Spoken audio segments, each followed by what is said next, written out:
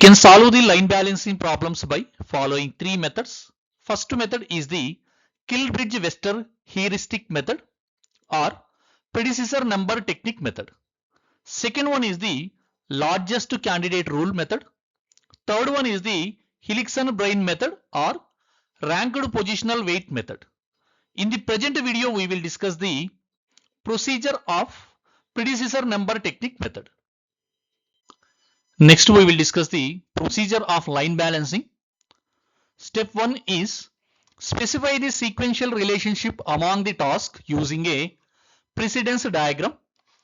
The diagram consists of the circles and arrows, where the circle represents the individual task and the arrows represents the order of task performance. So next step, second step is the determine the required workstation cycle time, capital C, by using the formula workstation cycle time, capital C, equal to production time per day divided by required output per day. Third step is determine the theoretical minimum number of workstations, that is n suffix t, nt. So minimum number of workstation required to satisfy the workstation cycle time constraint using the formula. So number of workstation theoretically n suffix t, which is equal to the sum of task times divided by cycle time. So nt equal to the capital T divided by capital C. So it is the summation of capital T divided by capital C. Fourth step is select a primary rule by which tasks are to be assigned to workstations and a secondary rule to break the ties. Fifth step is assign task one at a time to the first workstation until the sum of the task time is equal to the workstation cycle time or no other tasks are feasible because of time or sequence restrictions. So let's see how to start this assigning the task to workstations. Always have to begin with the task which having the no predecessors. So I have to start with the no predecessor task. After that, this task is add to the workstation 1. After that one, I have to continuously adding this task, but we should have to follow the precedence rule. So precedence rule we should have to follow, and we should have to stop this adding the task when total time is nearly equal to the cycle time or cannot add more without exceeding this cycle time. After that, we have to repeat the same process for the workstation 2, workstation 3 and so on until all tasks are assigned.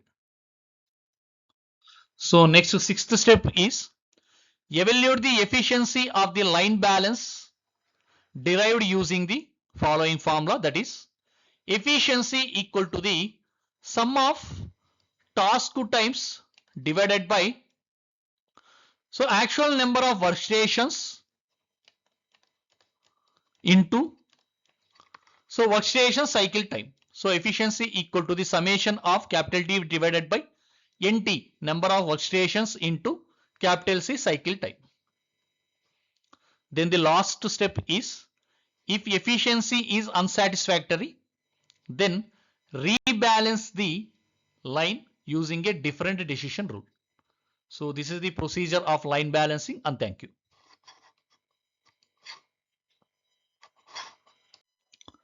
Let's see the problem. The precedence relationship of an assembly line is as follows. The desired output capacity is 48 numbers per day.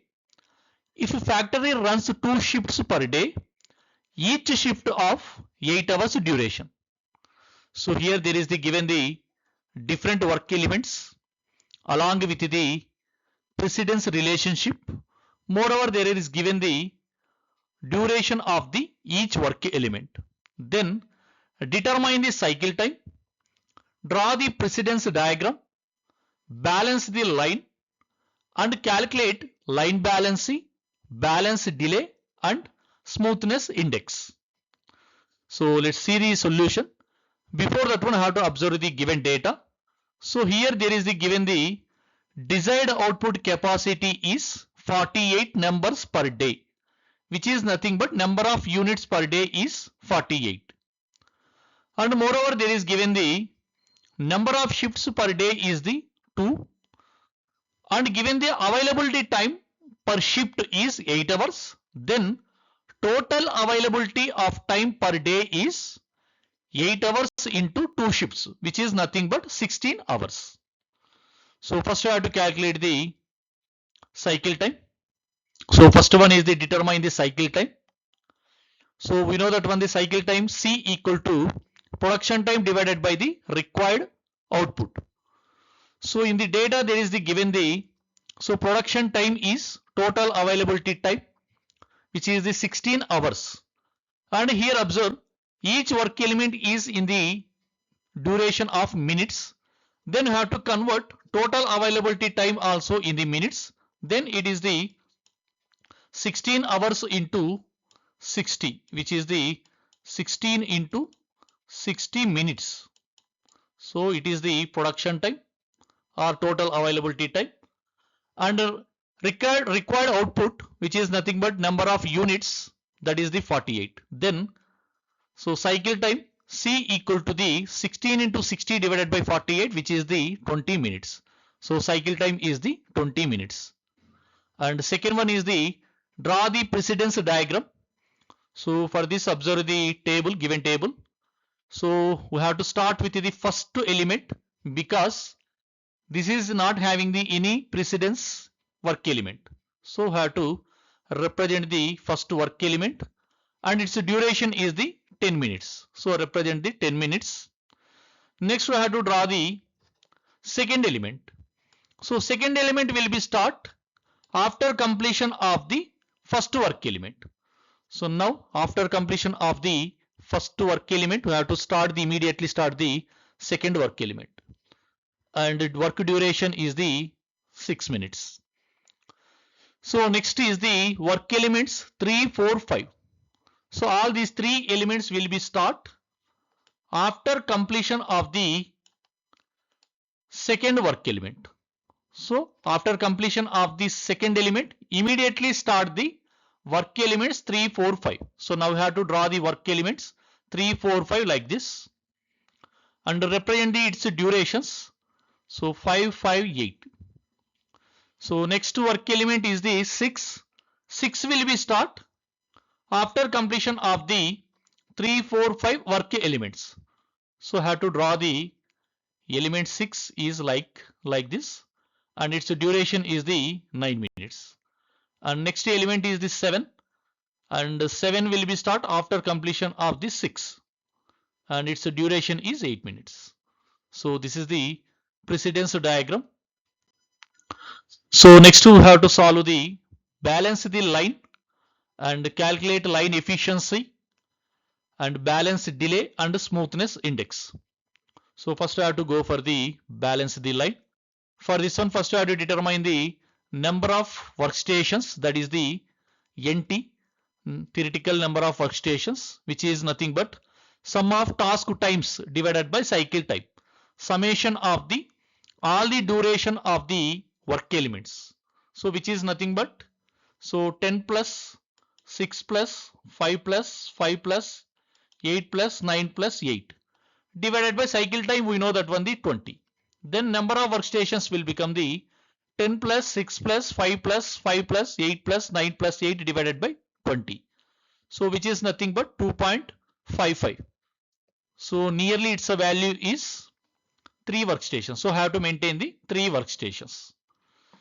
So then we have to divide the element into these 3 workstations. For this one first we have to draw the tabular column, which is consisting of the column workstation and the element, cycle time, time and the ideal time. So here ideal time is the cycle time minus duration of the respected work elements in the respected workstation. So always we have to start with the first station. Let's consider the first station and also start with the element 1.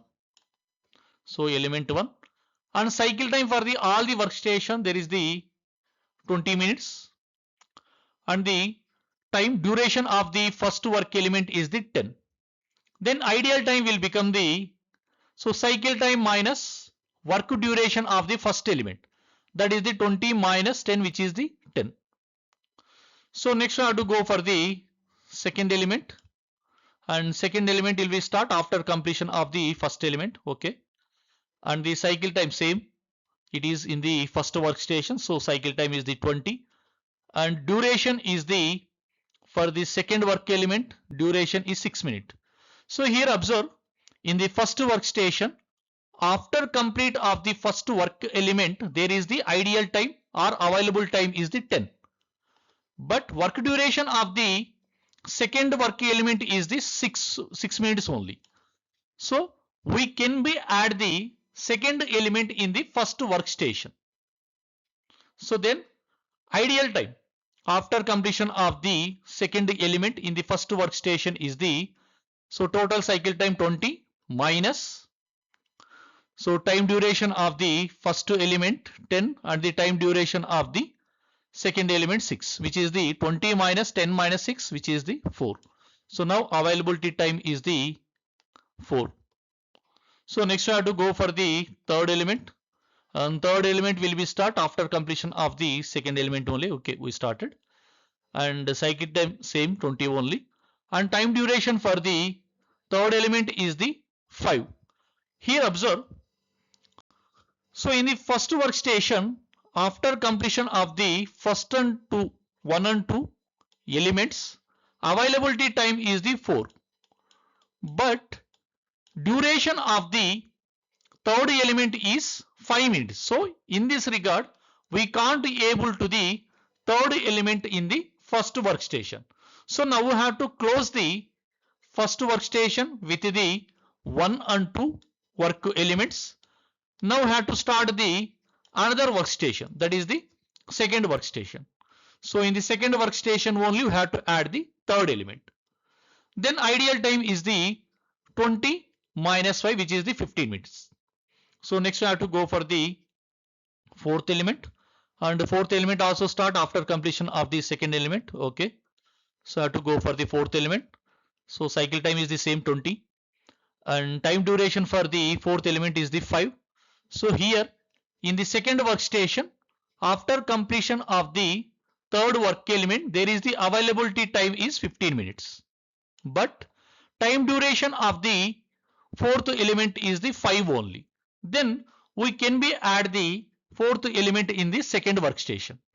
Now ideal time after completion of the third and fourth element in the second workstation is 20 minus 5 minus 5, which is the 10.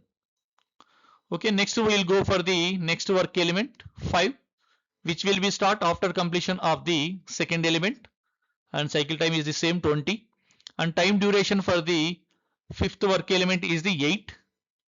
So here observe ideal time or availability of the time in the workstation 2 after completion of the third and fourth element is the 10 minutes, but time duration of the fifth element is the 8 minutes only. So we can be add the fifth element in the second workstation only.